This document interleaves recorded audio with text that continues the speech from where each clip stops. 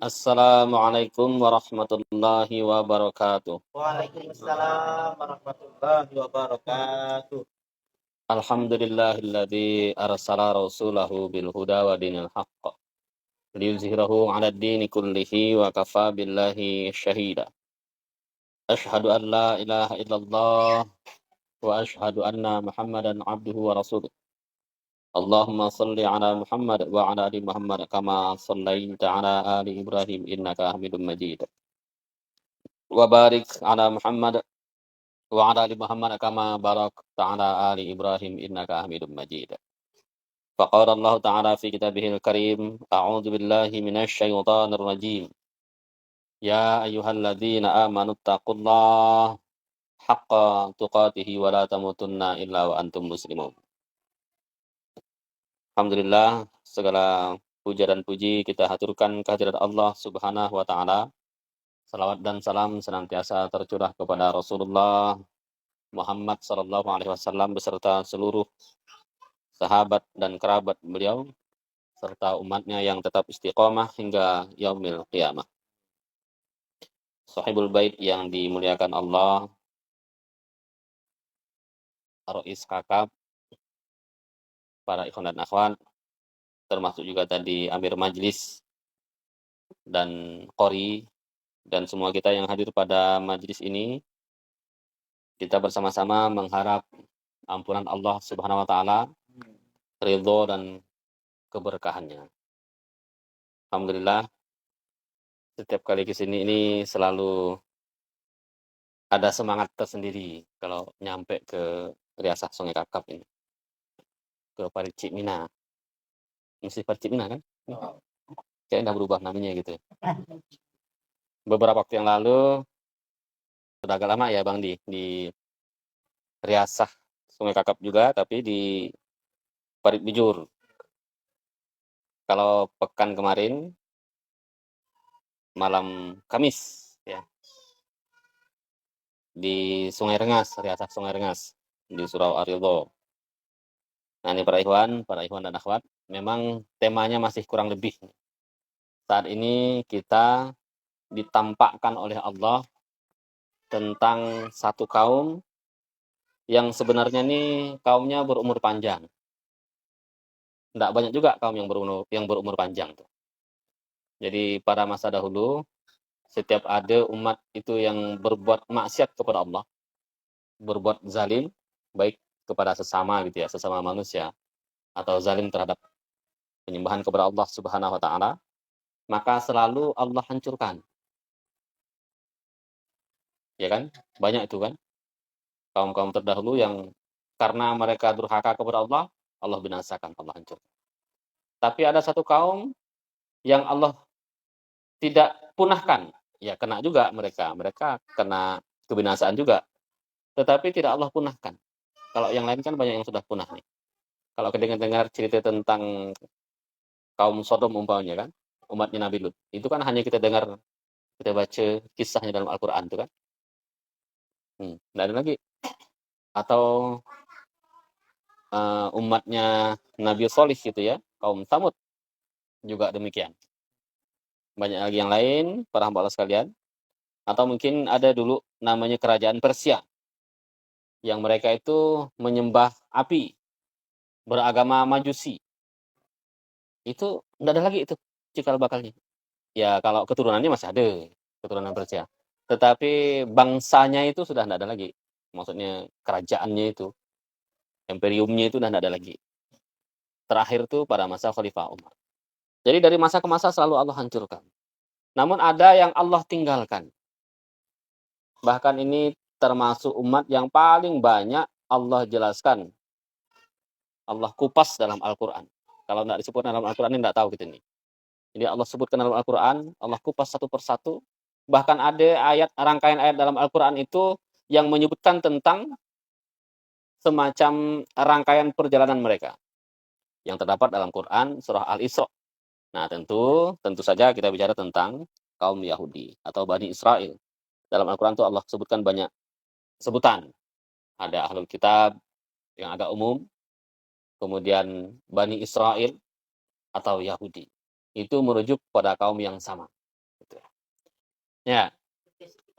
Nah, di masa kita ini Allah tampakkan tentang keburukan Yahudi, kejahatan Yahudi, kezaliman Yahudi, kedurhakaan Yahudi. Banyak lagi yang lain. Yang semua itu dulunya cerita ini hanya terdapat dalam Al-Quran. Dulu, bahkan pada masa Rasul, itu Al-Qurannya kan memang sudah Allah turunkan kan. Yang namanya Quran ya pasti diturunkan pada masa Rasul. Sejak Rasul dibi'tsah menjadi Nabi sampai beliau wafat. Kurang lebih 23 tahun masanya itu. Hanya itu kan masa penurunan Al-Quran. Pada masa itulah Allah ceritakan seluruhnya, bisa dibilang begitu. Semua hal yang terkait tentang Yahudi. Bahkan ada cerita, ada rangkaian blueprintnya. Kalau blueprint itu dari awal, pertengahan, sampai akhir. Itu. Bahkan kalau kita cari dalam Al-Quran itu ibaratnya, blueprint untuk umat Islam itu tang rapisian. Kan tidak disebutkan yang rangkaian satu persatu umat Islam itu akan begini, nanti akan seperti ini, berakhir. Kan tidak ada itu. Kalau hadis ada. Beberapa hadis disebutkan tuh. Hadis yang berasal dari Hudzaifah bin Yaman, ada 2 hadis tuh. Tentang fase kepemimpinan muslimin. Ada juga tentang hadis Hudzaifah yang ujungnya ditutup dengan tarjamah jamaah itu. Kita anggap tuh semacam tahapan yang akan dilalui oleh kaum muslimin. Tapi kalau Al-Quran memang menceritakan atau mengisahkan, menjadi petunjuk kepada kita banyak. Tapi kalau menyebutkan tentang step-step yang akan kita lalui, nubuat Qur'aniyah gitu ya, saya juga tidak menemukan. Kalau tentang Yahudi, tentang Bani Israel ada. Mulai dari awal, kemudian mereka dihancurkan, bahkan Allah sebutkan itu mereka akan berbuat kerusakan, kesombongan, mereka dihancurkan di kali yang pertama, mereka dihancurkan lagi di kali yang kedua, mereka diberikan kesempatan gitu kan, untuk menang, untuk berkuasa, dan seterusnya. Bahkan Allah beri kesempatan lagi kepada mereka untuk berbuat baik atau tidak. Itu urusanmu, kata Allah. Kalau kau baik, kembali ke kau. Kalau kau jahat, ya kembali juga kepada dirimu. Itu orang Yahudi. Nah, tentu kalau sudah Allah rincikan begitu, ini perkara besar. Ini perkara yang pasti. Tidak akan mungkin meleset daripada itu. Ini tentang Yahudi. Nah, para hamba Allah sekalian, sekali lagi kami katakan, kita, Allah takdirkan melihat langsung mereka. Walaupun tidak juga melihat dalam TV, tapi hidup semasa kita. Ini yang kita ngelihat nih tentang keburukan orang-orang Yahudi yang Allah sebutkan dalam Al-Quran. Dulu mah nggak ada. Pada masa zaman Imam Syafi'i nggak kelihatan. Mereka tadi mana-mana. Pada masa semua imam ya, Imam Maliki, Imam Syafi'i, Imam Ahmad Ibnu Hambal atau Imam Hambali, Imam Hanafi atau Muhaditsin. Nih kita lanjutkan. Jadi masya Allah. Nah, oleh karena itu para hamba Allah sekalian, kaum muslimin wal muslimin hafizakumullah, semua itu hendaknya membuat kita bertambah iman kepada Allah dan Rasulnya, kepada Al-Quran. Ya Allah, yang semua engkau kisahkan, engkau ceritakan dalam Al-Quran itu benar semua, nampak semua di hadapan kita. Betul-betul jadi dia punya keburukan. Bayangkan tuh para hamba Allah sekalian, dia juga bercokol di sana, nggak peduli sama sekali dengan hujatan manusia, tetap dengan hal dia. Kita bisa bayangkan, siapalah yang dijajah sama orang Yahudi ini? Siapalah? Orang yang dulu membantu dia. Nggak kayak mereka tempat kepada orang Yahudi, ketika kala itu mereka tuh dikucilkan dari seluruh dunia, diusir dari banyak negara, termasuk Inggris dan Rusia dan banyak-banyak negara yang saat ini nih, menyokong dia tuh. Dulu musuh dia. Saya punya bahan bacaan, buku, bagaimana kisah Inggris dulu. Negara-negara yang sekarang nih, menyokong Yahudi, dulunya negara itu, justru sebenarnya mereka mengusir masyarakat Yahudi. Termasuk Inggris. Sekarang Inggris macam emaknya, bapaknya Amerika, emaknya Inggris, ya kan? Yang betul-betul membabi buta menolong membantu Zionis itu. Tapi dulunya pernah mereka itu. Bahkan saya punya juga bahan bacaan bagaimana seorang pembesar Amerika Serikat itu bahkan dia berdarah Yahudi, memberikan peringatan, ini bangsa kalau tidak dikendalikan, mereka akan berkuasa nanti dan merusakkan. Dulunya seperti itu. Kemudian orang Palestina, karena orang Islam itu selalu ada jejak fitrah dalam dirinya. Fitrah itu kan pasti suka dengan kebaikan, suka membantu, menolong orang, itu pasti itu. Pasti apa istilahnya? Pasti berkenaan dengan kemanusiaan. Nah, belum enggak kita bicara agama itu orang Islam itu dulu tuh yang muncul. Kita pasti muncul kasihan dulu. Yang muncul tuh kemanusiaan dulu. Orang-orang yang lain tuh mereka mungkin masih bicara tentang yang lainnya. Sebelum kita menyentuh kepada masalah akidah, kita yang muncul dulu tuh masalah kemanusiaan. Itu udah terbiasa ya masyarakat muslim itu. Karena memang mereka punya aturan main yang sangat jelas dalam Al-Qur'an. Kita itu kalau mau kita baca, bacaan yang paling banyak, kalimat yang paling banyak itu kalimat Ar-Rahman Ar-Rahim. Maha Pengasih dan Maha Penyayang. Lama-lamaan kita ucapkan, kita pun jadi penyayang. Coba, ucapan yang paling banyak bagi seorang muslim. Itu kalimat itu. Bismillah, hari di dalamnya ya. Kemudian baca Al-Fatihah. 2 kali Allah ulang dalam surah Al-Fatihah ya. Ada bismillahnya, diulang lagi dengan ayat yang berikutnya, Ar-Rahman Ar-Rahim. Jadi membias dalam perilaku kita. Jadi ketika itu orang Yahudi ditampung di Palestina. Orang Yahudi. Ketika mereka terusir dari seluruh dunia itu. Para hamba Allah sekalian, ternyata lambat laun mereka menjadi sesuatu yang lain, bahkan berkuasa. Semakin lama semakin banyak. Yang terjadi berikutnya justru mereka yang menjajah Palestina. Mereka kuasai Palestina, kemudian mereka kuasai juga Masjid Al-Aqsa. Dulunya Masjid Al-Aqsa itu menjadi tempat peribadatan. Memang kan ya enggak bagian-bagiannya beda. Ada orang Nasrani, ada orang Yahudi, ada orang Islam. Bebas. Masa Mulkan dulu itu bebas. Enggak masalah. Orang Yahudi di sebelah barat, di tembok barat. Mereka biasa beribadah ngantuk-ngantukan kepalanya. Nah, banyak di foto-foto tuh. Namanya tembok ratapan. Kalau bahasa Inggrisnya Wailing Wall. Ada yang sekarang panjangnya paling hanya sekitar enggak sampai 400 meter kalau tidak salah. Sudah sisa reruntuhan, tapi itu berdempetan dengan sisi sebelah barat Masjid Al-Aqsa. Yang pas ada kubah warna hijau tuh. Yang di sudut barat, sudut sebelah utara gitu ya. Tapi bagian baratnya. Nah, kalau Nasrani ada di sebelah utara. Ada apa yang disebut sebagai Via Dolorosa. Via Dolorosa itu agak sedikit lagi, enggak apa-apa lah kan. Ngomongkan yang agak lain sedikit bahasanya. Via Dolorosa itu maksudnya jalan kesakitan.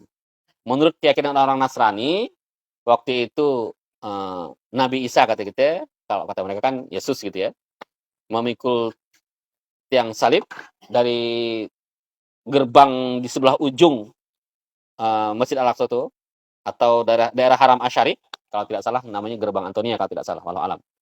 Memikul sampai 14 titik sampai di gereja kebangkitan. Agak di sebelah utara dari bangunan Masjid Al-Aqsa. Dulu aman. Mereka punya acara seperti itu tidak masalah. Tidak masalah. Bahkan ketika Khalifah Umar pertama kali beliau datang, beliau hanya 1 kali keluar dari Madinah, dan itu adalah untuk menerima kunci dari seorang pendeta yang menyerahkan kunci kota Elia atau kota Al-Qud ya. Beliau datang ke sana, ditawarkan sama pendeta itu. Karena ini orang terhormat, tidak ada tempat yang terhormat di situ kecuali gereja. Ditawarkan ke Khalifah Umar. Anda, kala itu memang menjelang waktu zuhur. Sehingga beliau sudah bersiap-siap untuk salat zuhur dengan para sahabat. Tidak ada tempat terbaik. Bahkan Masjid Al-Aqsa yang sekarang itu, yang dibangun itu, hanya sekedar gundukan sampah. Dipakai orang Yahudi untuk gundukan sampah ya. Yahudi yang punya cerita itu. Nah, ditawarkan untuk sholat zuhur di gereja terbaik, gereja kebangkitan, gereja Vulture namanya. Yang sekarang bangunannya juga mirip seperti Masjid Al-Aqsa yang warna itu ya, yang warna hijau tua itu. Seperti itu juga. Kalau lihat di Google tuh, kita googling tuh, warnanya pun kayak hijau tua juga. Berkubah juga, cuman bedanya dia punya salib. Nah, ditawarkan kepada Khalifah Umar kemudian menolak. Menolaknya bukan karena tidak sah, sebenarnya sah. Bagi kaum muslimin itu sebenarnya jangankan di bangunan. Di tanah ya sah. Itu salah satu keistimewaan kaum muslimin. Kata Rasul, bumi itu dijadikan masjid bagi kalian. Bukan najis, tidak masalah. Khalifah Umar tidak menolak karena itu, tetapi dia bilang, kalau nanti saya pakai you punya gereja untuk sholat, nanti orang-orang di masa setelah saya akan mengambil gereja Anda dan menggantikannya dengan masjid. Jadi Masya Allah, bahkan Khalifah Umar pun masih memikirkan tentang hak kepemilikan mereka terhadap gereja di sekitar situ. Ini Masya Allah. Para hamba Allah kaum muslimin hafizakumullah. Jadi kita kembali lagi pada bagaimana rangkaian peristiwa yang terjadi saat ini yang hendaknya membuat kita semakin bertambah kuat kita punya iman, karena pada dasarnya Allah nampakkan kepada kita kaum yang dulunya hanya terdapat dalam catatan, yakni dalam Al-Quran atau dalam hadis. Bahkan paling banyak Allah kisahkan dalam Al-Quran. Orang Yahudi. Sekarang Allah tampakkan di depan mata kita. Kami membayang-bayangkan begini, andai kata satu ketika nanti kita berhadapan di pengadilan Allah gitu ya, bertemu dengan Allah, pertemukan dengan insya Allah mudah-mudahan gitu ya, dengan kaum terdahulu di satu masa nanti Allah pertemukan, kita bisa bercerita. Ini ayat Al-Quran nih, kita katakan, terjadi pada masa kami. Kejahatan Yahudi terjadi pada masa kami. Kehancuran Yahudi insya Allah gitu ya, juga terjadi pada era kami. Allah tampakkan di kita. Ketika mereka berkumpul di Palestina, terjadi pada masa kita. Nah, para hamba Allah, kaum muslimin wal muslimat hafizakumullah. Kita lanjutkan. Nah, ini bagian dari apa yang terjadi dalam kisah yang Allah sebutkan dalam Al-Quran. Pertama, saya ingin sampaikan pada bagian ujung kalimat dari ayat tersebut. Ada satu kalimat yang Allah sebutkan tuh, mitsaqon ghalidha. Kalau diterjemahkan, perjanjian yang kokoh. Dalam Al-Quran, kata mitsaqon ghalidha, atau kalau kita terjemahkan tuh, perjanjian yang kokoh, itu hanya 3 tempat dalam Al-Quran. Dan itu berkenaan dengan perjanjian yang dahsyat, kalau mau kita sebutkan dengan bahasa kita. Yang pertama, ketika Allah mengambil janji dari para nabi. 5 para nabi ulul azmi. Nah, nanti bisa lihat dalam Quran surah Al-Ahzab ayat yang ke-7. Yang kemudian lebih dirinci lagi oleh Allah dalam ayat yang lain. Dalam Quran surah Asy-Syura ayat yang ke-13. Nah, ini mesti dah tahu para ikhwan nih. Ternyata perjanjian yang teguh yang Allah ambil dari para nabi, yang diwakili oleh 5 nabi ulul azmi itu, berkaitan dengan perintah hidup berjamaah. Tegakkan agama, an aqimuddin, kata Allah, wala tatafarraqu fi. Tegakkan agama dan janganlah berpecah belah di dalamnya. Ini Allah sebutkan dengan kata mitsaqon ghalidha, perjanjian yang teguh. Nah, terus yang kedua, terdapat dalam Quran surah An-Nisa ayat yang ke-21. Allah sebutkan juga dengan kalimat mitsaqon ghalidha. Apa itu? Perjanjian ketika seorang laki-laki mengambil sebagai istri seorang wanita yang bukan mahramnya. Kalau mahram tak boleh dinikahi. Jadi dia menikahi itu dengan apa, Pak Ikhwan? Kita menikahi istri dengan apa? Dengan kalimat omongan, enggak? Yang Allah sebutkan dalam Al-Quran, kalimat tersebut Allah sebut dengan kalimat, Allah sejajarkan dengan kalimat mitsaqon ghalidha, perjanjian yang teguh. Kalau mau kita sejajarkan tuh sejajar dengan perjanjian para nabi. Nah, tuh. Allah sebutkan dengan kalimat yang sama. Cuma 3 tempat dalam Al-Quran tuh kalimat itu. Dahsyat benar berarti ya? Ya, pernikahan tuh perkara dahsyat. Karena dalam Islam, itu sangat ketat hubungan antara laki-laki dan perempuan. Yang bukan mahram. Jangankan kita menyentuh sebenarnya. Mandang ya tak boleh. Kalau terpandang sekali langsung tundukkan pandangan. Jangankan bersentuhan yang bukan mahram gitu ya. Mandang ya tak boleh. Apalagi melakukan hal-hal yang lain. Segala macam perbuatan-perbuatan yang larang itu. Tak boleh sama sekali. Tetapi ketika dengan kalimat itu disaksikan oleh para saksi, diucapkan oleh walinya, diterima oleh orang yang menikah itu, jelas semuanya dipenuhi segala aturan mainnya, syarat-syaratnya, maka jangankan megang, lebih dari YW, bukan hanya boleh, wajib. Jadi pakai kalimat mitsaqon ghalidha. Jadi dahsyat. Pernikahan itu perkara yang dahsyat para ikhwan. Karena dengan ucapan itu mengubah hukum. Dari yang haram, zina, fahsya, kemungkaran, kekejian menjadi berkah, wajib, halal, dan dapat pahala serta surga jaminannya. Bayangkan tuh. Dengan kalimat itu ya. Makanya ini Allah sebutkan itu sebagai mitsaqon ghalidha. Nah, ini soal panjang-panjang kita ceritakan tuh. Kan ini bukan itu nak kita ceritakan. Kemudian para hamba Allah sekalian, mitsaqon ghaliza yang ketiga tadi yang dibacakan oleh qori. Kalau mitsaqon ghaliza yang sebelumnya itu hanya menggunakan kalimat itu aja. Enggak ada kalimat ancaman. Tapi kalau yang ketiga ini ditambah dengan kalimat ancaman. Mitsaqon ghaliza yang mana itu? Ketika Allah mengambil janji dari siapa? Dari Bani Israel. Nah, cuma dikasih ancaman. Apa ancamannya? Kita lihat ya terjemahan itu yang di awal tuh. Kata Allah, kami angkat gunung Sinai atau bukit di atas kepala mereka. Untuk apa? Untuk menguatkan perjanjian ini. Padahal tadi ya waktu perjanjian para nabi, perjanjian ketika pernikahan, itu tidak ada pakai kalimat ancaman. Hanya Allah tegaskan ya. Khusus untuk Bani Israel, Allah kuatkan, Allah taukidkan dengan apa? Dengan ancaman. Tidak sebarang ancaman. Yakni diangkat gunung di atas kepala mereka. Apalah kira-kira itu, Bang Andi, kira-kira. Kalau orang nak berjanji, kalau yang janji biasa, tidak pakai ancaman, berarti kita dah yakin, oh ini orangnya bagus. Tidak perlu pakai ancam. Mana deh, maaf aja lah umpamanya. Orang yang terkenal pembulak. Kita nak ngambil janji dia. Bisa nggak tanpa pakai ancam? Ragu kita kan? Diancam juga. Kalau kau tak tepati janji, awas ya. Kau kejar kau sampai kemana. Kan ya gitu. Ini Allah kasih ancaman.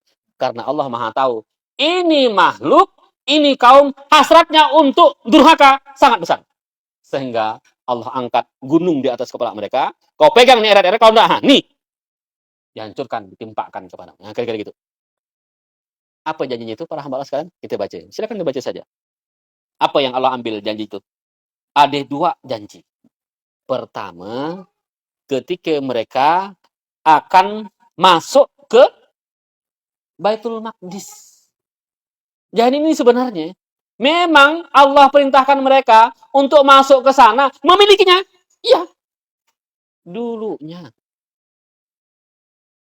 Karena memang kala itu kaum yang beribadah kepada Allah yang mewakili barisan keimanan mereka. Rasul kan memang belum lahir kala itu, belum ada zaman Rasul. Zamannya zaman mereka. Jadi Allah perintahkan dengan cara begitu. Allah ancam bahkan. Bukan hanya sekedar untuk memiliki, tapi sampai Allah ancam mereka agar betul-betul kau pegang erat-erat itu. Masuk ke dalamnya sambil sujud, muliakan itu. Nah, kira-kira gitu. Kan ini makna masuk ke apa pintu Baitul Maqdis itu maksudnya dengan cara mereka menunduk itu maksudnya bersujud maksudnya itu hikmahnya agar mereka memuliakannya. Itu satu kalimat yang menjelaskan semua perkara yang berkaitan dengan pemuliaan. Tidak mungkin orang bersujud itu untuk mendurhakainya, tidak mungkin. Ini para hamba Allah sekalian. Ini adalah interaksi pertama kali atau di masa awal mereka ketika mereka Allah perintahkan untuk berinteraksi dengan Palestina, Baitul Maqdis. Nah, yang kedua, perintah yang kedua yang Allah ambil janjinya itu agar mereka jangan sampai melanggar peraturan tentang hari Sabtu. Orang Yahudi dulu itu memang ibadahnya beda dengan kita. Model ibadah orang Yahudi itu adalah ibadah pada Yaumil Sabt, hari yang ketujuh atau hari Sabtu kata bahasa gitu. Bahasanya sebenarnya bahasa Arab itu. Bagaimana ibadah mereka? Mereka betul-betul ibadah, tidak boleh ngapa-ngapa sama sekali. Betul-betul fokus untuk ibadah. Kalau orang Yahudi itu, ada dengar cerita nggak tentang Yusa bin Nun ketika mereka itu menaklukkan masuk ke Baitul Maqdis. Ini cerita Baitul Maqdis juga sebenarnya. Ini berkaitan dengan tafsir Quran surah Al-Maidah ayat yang ke-20 sampai 26. Disebut memang para ulama banyak berbeda pendapat ya, tapi di antara pendapatnya itu adalah Yusa bin Nun sepeninggal Nabi Musa, Yusa bin Nun memimpin Bani Israel berperang melawan kaum besar, kejam dan bengis.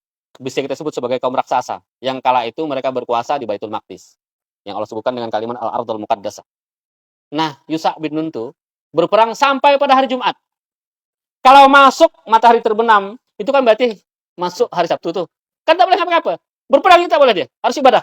Akhirnya menurut kisah dalam tafsir disebutkan, dia berdoa kepada Allah agar matahari tertahan, sudah dulu nak terbenam. Tertahan matahari. Sampai kemudian dia memenangkan pertempuran melawan kaum raksasa yang tinggal. Kaum raksasa itu sebutan maksudnya karena besar-besar sekali badannya. Allah sebutkan dalam Al-Quran surah Al-Maidah. Begitu. Ada lagi cerita tentang bagaimana orang-orang Yahudi itu ketika mereka yang bermaisyah, bermata pencarian sebagai nelayan gitu ya, hidup di pinggir pantai. Allah uji mereka ketika di hari Sabtu banyak pula ikan, pandai pula ikannya. Hari Sabtu dia banyak. Jadi orang Yahudi itu mandang di hari Sabtu kan. Begitu bukan hari Sabtu, ada juga. Cuman tak sebanyak hari Sabtu. Cuman kan mereka tidak boleh ngapain-ngapain nih kalau hari Sabtu. Betul-betul ibadah di mihrab-mihrab mereka. Dasar Yahudi, akhirnya mereka bikin progon. Perangkap nih. Ya tahu dan dijelaskan, progon tetap perangkap di situ. Oh iya ke? Nyan lah. Ya, mereka bikin semacam perangkap gitu ya. Yang mereka itu memasukkan ikan tuh masuk, ya kan ini memang hebat Yahudi kalau nak GG. Masuk ke satu tempat, nanti mereka tidak bisa keluar, ikan tuh tidak bisa keluar. Jadi di hari Sabtu itu ikan begitu timbul, otomatis itu dibikin rancangan oleh mereka masuk ke tempat itu. Kami kan tidak ngambil dia bilang. Nanti setelah lewat hari Sabtu baru diambilnya. Nah ini pakai akal-akalan orang Yahudi mau gitu. Paling suka nak ngakal-ngakalan. Ngakal. Suka nak ngakal. Nah, Pak Iwan. Jadi Allah sebutkan di sini dalam Quran surah ayat apa? Surah An-Nisa ayat 154 tadi, Allah tegaskan dengan kalimat mitsaqon ghalidho, perjanjian yang teguh gitu ya. Nah, lantas kita udah bisa nebak kira-kira Yahudi itu mentaati perjanjian dengan Allah ini atau tidak. Kalau sekarang itu orang-orang Yahudi itu tidak tunduk patuh dengan resolusi PBB yang sudah puluhan butik dilanggar sama dia itu, jangankan PBB, perjanjian dengan Allah yang mereka itu diancam dengan bukit Sinai di atas kepala mereka pun mereka tidak taati. Mereka langgar. Sehingga kemudian Allah turunkan kepada mereka bala bencana. Nah, bala bencana yang pertama ketika mereka, kaum yang saya katakan tadi itu, yang mereka itu mengakali perintah Allah untuk jangan sampai melanggar peraturan pada hari Sabtu. Disebutkan dalam Al-Quran, mereka menjadi kera yang hina. Jadi itu kita ibaratkan kalau mau kita hubungkan dengan kalimat tadi itu, bagaimana Allah angkat bukit di atas kepala mereka ketika mereka berjanji dan mereka langgar janji itu, maka Allah timpakan bala kepada mereka seperti bukit yang dijatuhkan kepada mereka. Nah, terus yang kedua, para hamba sekalian, ini nih perintah mereka untuk memuliakan Masjid Al-Aqsa, Baitul Maqdis, itu tidak pernah dicabut sebenarnya. Sampai akhir zaman, perintah itu tidak pernah dicabut. Tentu sesuai dengan syariat yang Allah turunkan. Tetapi yang namanya Yahudi tetap saja mereka membangkang, durhaka. Nah, pertanyaan kita, kapan mereka akan ditimpa bala sehubungan mereka melanggar perjanjian untuk memuliakan Baitul Maqdis itu? Kalau kita lihat sejarahnya, mereka, para Ikhwan kalau baca-baca buku gitu ya, bisa silakan sedikit berhaya. Dua kehancuran besar terjadi di Masjid Al-Aqsa. Yang pertama, ketika diserang oleh Nebukadnezar, Raja Babilonia yang menyerang Palestina kala itu. Masa ini setelah kekuasaan Nabi Sulaiman, ketika itu Bani Israel berpecah belah. Kalau mereka berpecah belah, otomatis mereka lupa dengan janji yang Allah ambil dari mereka itu. Mereka berbuat durhaka, sampai kemudian Allah timpakan bala kepada mereka, datang serangan. Serangannya apa? Serangan dari musuh-musuh Allah juga sebenarnya, orang kafir juga nih. Menyerang mereka, sehingga dampaknya adalah Baitul Maqdis, Masjid Al-Aqsa itu dirobohkan. Bahkan menurut sejarah dikatakan, dirasamaratakan dengan tanah. Hancur kala itu. Termasuk Bani Israel menyebar ke seluruh dunia. Nah, orang-orang Yahudi itu, atau Bani Israel itu, ketika mereka menyebar ke seluruh dunia, kala itu sekitar tahun 900-an sebelum Masehi, kalau dihitung sekarang berapa ribu tahun ya? 900 tahun sebelum Masehi, sekarang tahun 2000-an. Jadi hampir 3000 tahun. Kalau mau kita hitung weh. Ketika mereka diserang oleh Nebukadnezar itu, mereka menyebar ke seluruh dunia. Nyebrang kemana-mana. Dan menjadi masyarakat kelas bawah. Sebagian menjadi budak. Mereka betul-betul teruji gitu ya. Dan itu mereka, orang balas sekali tidak pernah kembali sebenarnya. Jadi orang Yahudi itu, sejak mereka terusir pada tahun sekitar 900-an sebelum Masehi, sampai sekarang gitu ya, sampai kemudian masa sekarang, mereka itu tidak pernah kembali ke Palestina. Dulunya memang mereka di situ, di Palestina. Mereka tidak pernah kembali. Sampai malah pada masa Khalifah Umar itu, pada masa Rasul, pada masa Islam, Rasul dan para sahabat, itu orang Yahudi tidak pernah kembali ke Palestina. Kalaupun mereka kembali, bukan kembalinya sebagai bentuk negara bukan, atau kerajaan bukan. Hanya kembali per kelompok atau perorangan. Yang jumlahnya tetap menyebar di seluruh dunia. Kapan mereka kembali, para hamba sekalian? Mereka kembali justru pada masa kita, di tahun 1900-an. Pada abad yang ke-20. Kita anggap itu di masa kita. Di abad yang ke-20, di masa modern dah ibaratnya. Orang Yahudi baru bisa kembali ke Palestina. Dan bahkan pada tahun 1948 mereka menyatakan kemerdekaan secara sepihak. Setelah sebelumnya Palestina itu diserahkan oleh Inggris kepada Zionis internasional gitu. Kalau kita baca dalam Al-Qur'an surah Al-Isra itu memang Allah sebutkan begini. Ada atur resminya kan? Dalam Quran surah Al-Isra ayat yang ke-7 Allah sebutkan begini. A'udzubillahi minasyaitonirrajim. In ahsantum li anfusikum wa in asa'tum falaha. Fa idza jaa wa'dul akhirah liyasu'u wujuhakum wa liyadkhulul masjida kama dakhulu awalam marrati wa liyutabbiru ma alau tatsbiro. Kata Allah. Allah sebutkan begini. Jika kamu wahai orang-orang Yahudi, orang Bani Israel berbuat baik, maka kebaikan itu akan kembali kepada dirimu. Dan jika kamu berbuat jahat, maka kerugian itu akan menimpamu juga. Dan apabila datang hukuman dari kejahatan yang kedua, atau disebutkan itu dengan kalimat wa'dul akhirah. Kata Allah begini.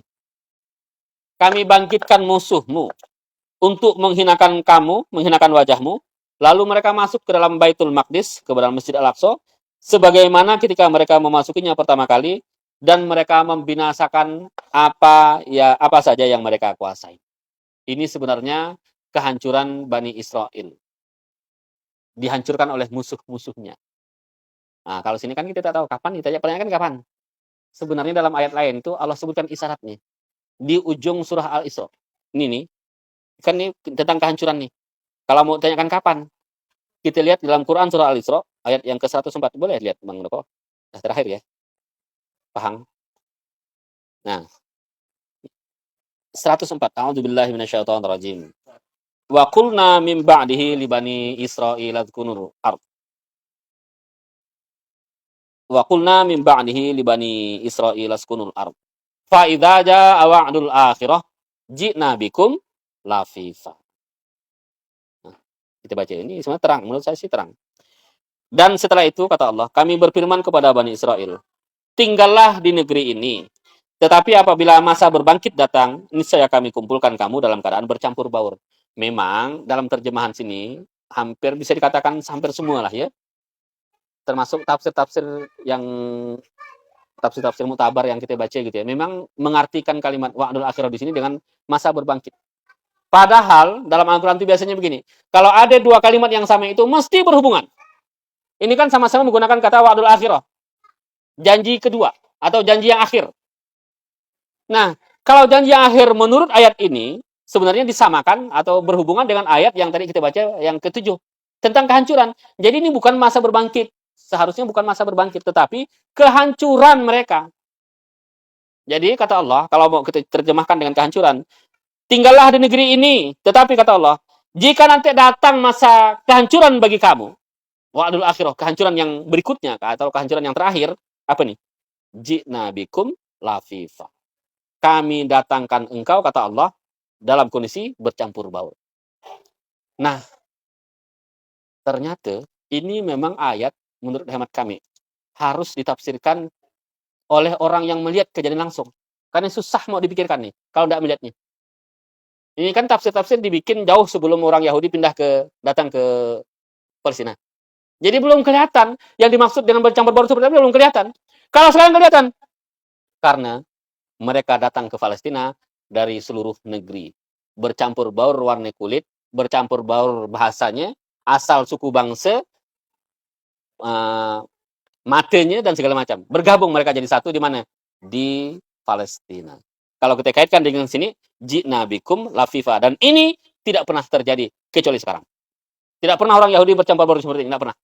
Dalam sejarah perjalanan Yahudi, dia tidak pernah bercampur baur dalam satu tempat datang ke negerinya. Tidak pernah. Kecuali kapan? Kecuali sekarang.